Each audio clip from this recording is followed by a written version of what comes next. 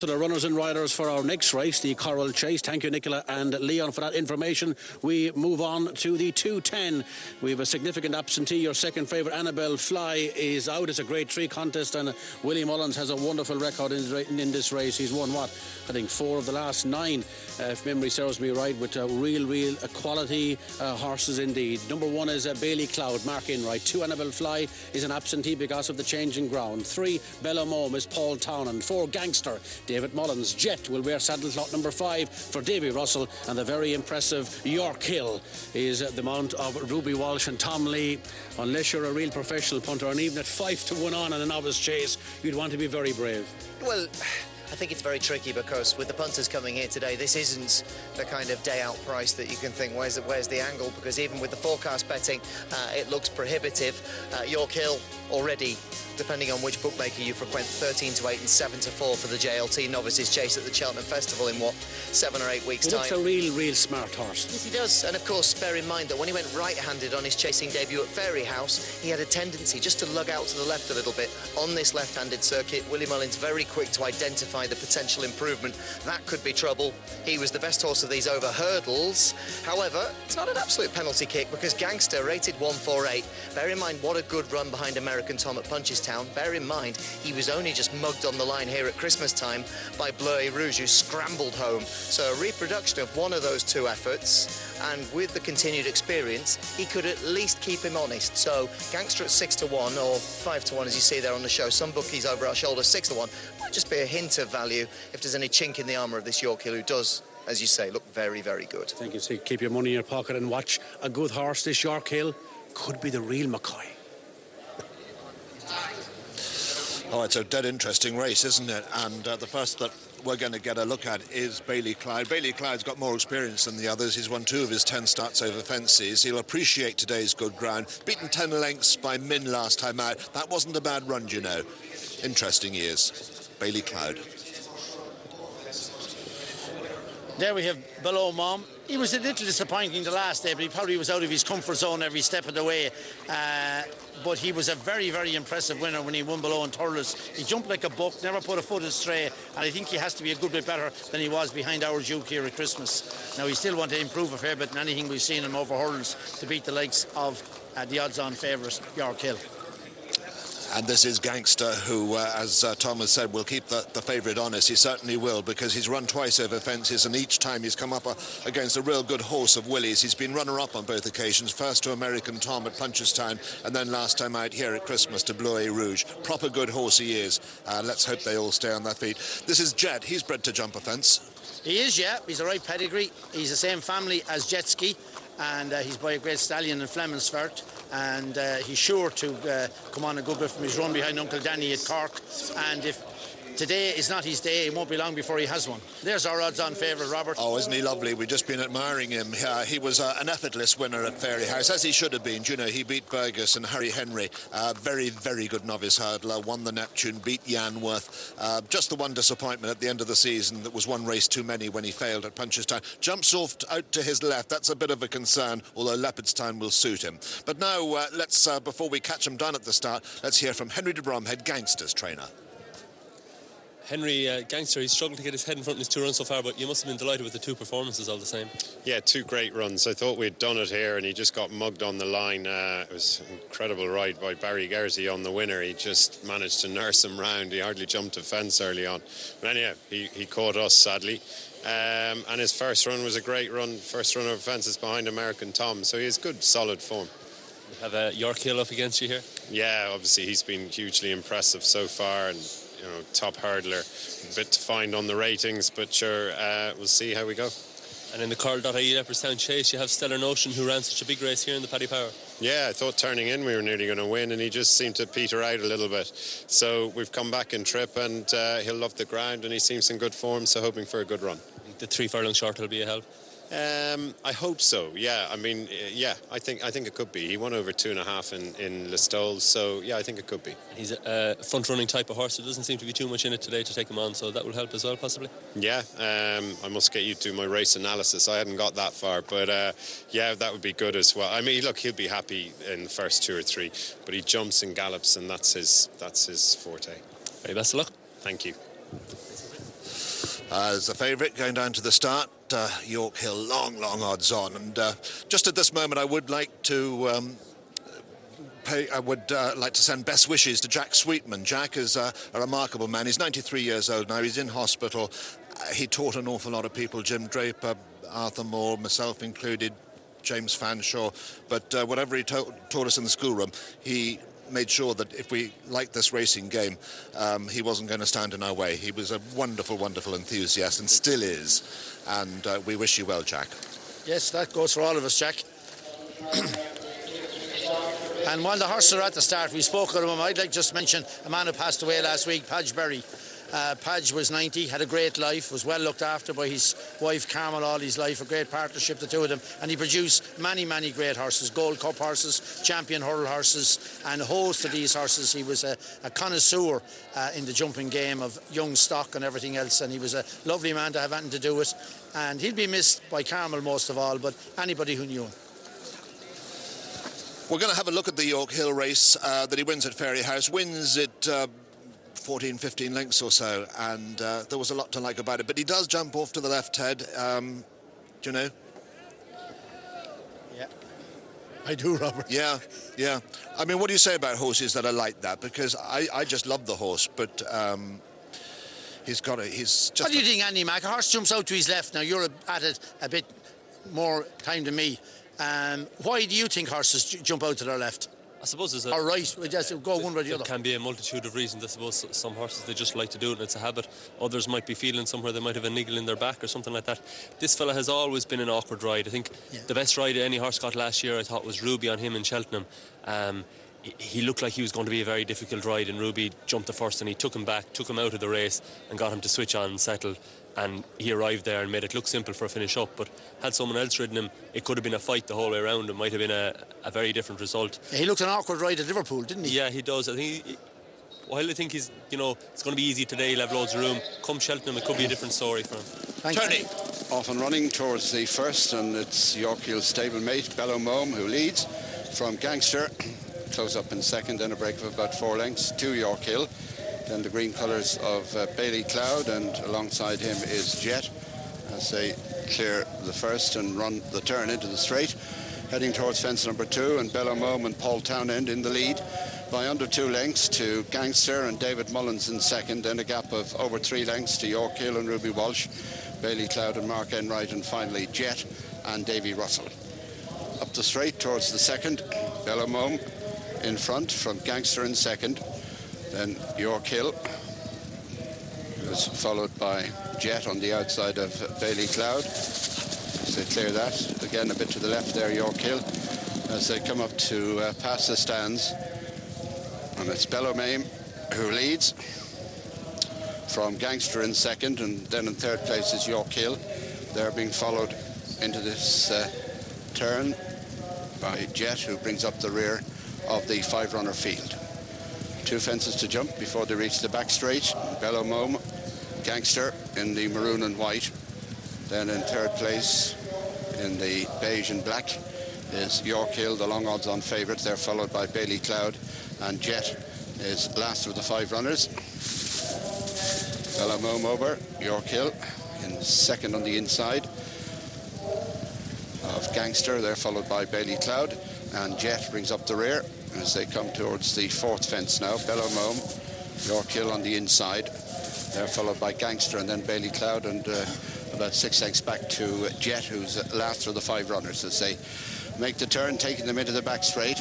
And Yorkhill has gone on by under 2 lengths to Gangster in second. Bellow Mome, and the early leader, is back in third now, followed by Bailey Cloud, and Jet is last of the 5 runners as they meet the first fence down the back, the first of 6 on the far side of the course, and Yorkhill in the lead, followed by Gangster in second, and far from perfect there, the leader Yorkhill, but still leads by 3 parts of a length to Gangster, who is about 3 in front of Bellow Mome. 2 lengths back is Bailey Cloud, and about 5 lengths last at this stage is Jet as they come to the next. It should be 7 from home. Yorkhill, Gangster within half a length, over 3 lengths away Bellow Mome, followed by Bailey Cloud. Yorkhill over from Gangster. Bailey Cloud jumps up on the inside into third as they come down towards the next, which is the first of the 2 ditches. Yorkhill in the lead from Gangster in second, then Bellow Mome and Bailey Cloud. Yorkhill the leader, jumps it well, Gangster over in second, and they're followed in third place by Bellow Mome on the left of the picture, then the green colours of Bailey Cloud, and finally in the orange and black colours Jet. Yorkhill again to the left, but leading from Gangster in second, Bellow Mome on the left of the picture, then Bailey Cloud and Jet as they come to the next. This will be 4 from home. Yorkhill over from Gangster in second, Bailey Cloud into third, Bellow Mome 4 and Jet last, but a little bit closer to the others as they come down now towards the final open ditch, the third last fence. Yorkhill from Gangster still a close second, Bailey Cloud is in third, then Bellow Mome and finally Jet. And it's Yorkhill, jumps it nicely, leads Gangster and Bailey Cloud, then Bellow Mome and Jet as they run the turn out of the back straight. 2 fences left to jump, and it's Yorkhill the leader, ridden along Gangster. Jet is making nice progress. Bailey Cloud, they're tightly packed, and Yorkhill over in front from Gangster. Jet towards the outside in the orange. Then comes the green colours of Bailey Cloud. Bellow Mome brings up the rear as they run the turn into the straight. A good long run to the final fence, and Yorkhill is the leader. Gangster pushed along. Jet is on the left in the noseband. In behind these is Bailey Cloud, and Bellow Mome is the back marker as they come down to the final fence now. Yorkhill and Ruby Walsh out in front from Jet in second, and then Gangster at the final fence, and it's Yorkhill over from and Bailey Cloud is gone there, unseated rider, as they race into the closing stages. Yorkhill out in front from Jet and Gangster, and they're followed by Bellow Mome as they race up towards the finish. Yorkhill out in front, chased by Jet, who's run a good race, but it's a comfortable win for Yorkhill, the hot pot. Yorkhill very comfortably, Jet a good second, then Gangster third, Bellow Mome fourth and last, ahead of the riderless Bailey Cloud.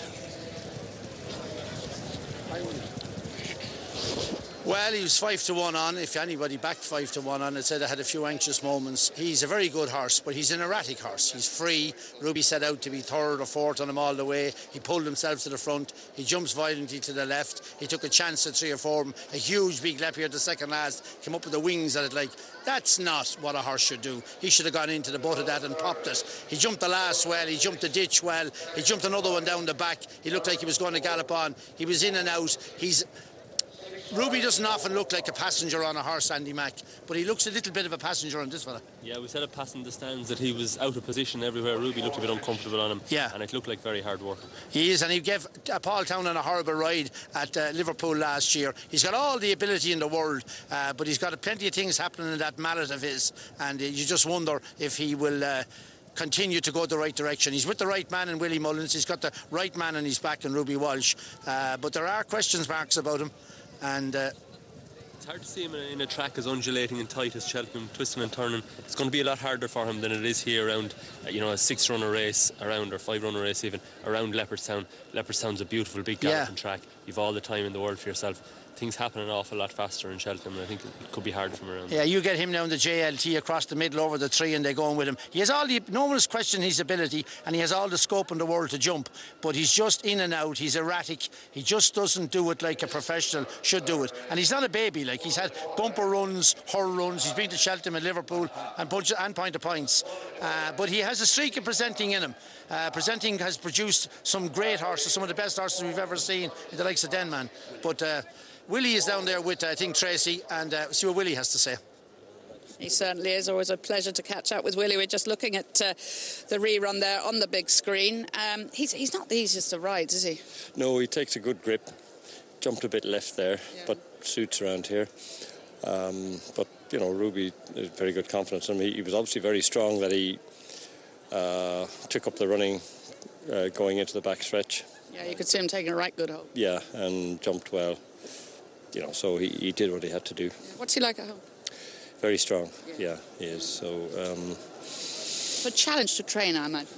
No, he's easy enough to train. It's just a challenge to ride. Yeah. So David Casey rides him in the morning, and he settles well. He gets him on his own, which is fine. When you're trying to keep him in company, that might be. But he's not as bad as a lot of other horses. So he's okay. We see him, jumping to the left all the time, as you just mentioned there. Is there anything actually you do at home that you can't try and combat that? Is there anything you can do? No, I'm not trying to interfere with it much. I'm hoping that as he just gets more experience on the track, that he'll get out of that habit. But he makes enough ground jumping, and he's got a good engine. So I'm not. Yeah, you could see there he did it pretty easily in the end. Yeah, I'm not inclined to interfere with him much. Yeah. Plenty of runners in the next couple of races. Plenty, yeah. This ground is unusually good. So, I think Ruby is riding Roly Baby. That ran well at Christmas here, and I thought he might want it softer, but we have to take what it is. So he might be the best of them, I think. Yeah. And of course, you're pretty sick of all these questions you're being asked about Faugheen Anipa, but likely to see Faugheen here. Hopefully, yes. He's all being well. He'll run. He's in good form. And he'll do a good bit of work during the week, I hope. And, as long as he's able to do that, we'll let him take his chance, I think, next Sunday. Can't wait. Willie, well done. See you soon. Oh, he's a good horse. He's a real good novice, and I'd imagine he'll be JLT bound. You'd imagine that Min will be Arkle bound, and we'll see him next weekend, and Bells Hill in 3 weeks' time here, and then perhaps on to the RSA. 3 wonderful novices, and then you've got the likes of American Tom as well. He's got a stable of crackers, but this I know. Everything we love about this horse. Just interesting what Willie was saying, don't interfere with him. He's not trying to get him to jump straight or anything like that. Okay, he's got a little kink, jumps out to the left, and in time maybe he'll sort himself. I'd say he'd be a great ride in the Arc. They're going right. Well, I tell you, he needs it. You could see today that they didn't go quick enough for him, did they? Well, those horses didn't. But he's a very good horse, no doubt about that. But he just has But the right man has him. He'll keep him fresh and well, mind-wise. As you said, David Casey riding him at home. This man riding him on the track, Paul Townend. He's got the men around him that are well able to ride him, and the man to train him. He couldn't be in a better place. There'd be no half measures anyway.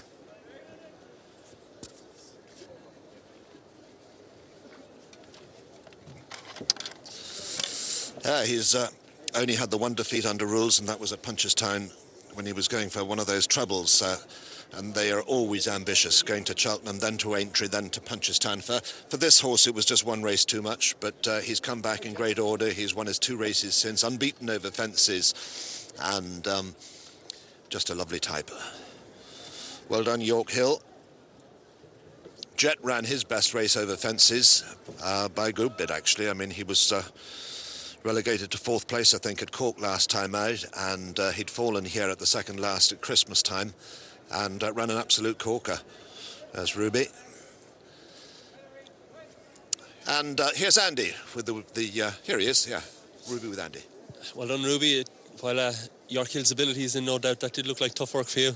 Yeah, I got a bit keen past here, and he got under the first in the back and kind of launched at the next. But we went a fair gallop all down the back, and he would have learned an awful lot today. I was delighted with him, from the third last home. At the second last, there was a long one there, but it's a trap, fence, yourself. So I just left it to him, and he came out of my hands and got there with plenty of room. He was tight at the last, but was good and high. But typical in a Yorkhill, when he's in front, he didn't do very much, and he wanted to go forward. When he heard the horses coming to him, turning in, he picked up, but when he got a length or two in front, then he just relaxes. So yeah, look, he got the job done. You think he had a bit more up your sleeve than he showed? Oh, loads. I thought I went an hour too soon in the Neptune last year. When he jumped the last that day, he ran around and pulled up. That's just him. He's a chestnut presenting. There's a bit of a kink in him. And the fact he jumped so much out to his left, is that a little bit of a worry? Sure, he does it, but sure, look, Leopardstown's left, Cheltenham's left, Aintree's left. He'll be all right. Well done, Ruby. Cheers, Andrew. Yes, the dream still alive at Yorkhill. He looks a real good horse. Remains favourite for the JLT. Wins this Coral Novice Chase at the very prohibitive odds of 5-1 on favourite, winning by 1 1/4 lengths from Jet in second at 25-1. One absentee. That was number 2, Annabelle Fly. 5 ran. Still questions to be asked, perhaps, on Yorkhill, but we know he's got the engine, and who knows? JLT perhaps next, we shall see. But after the break.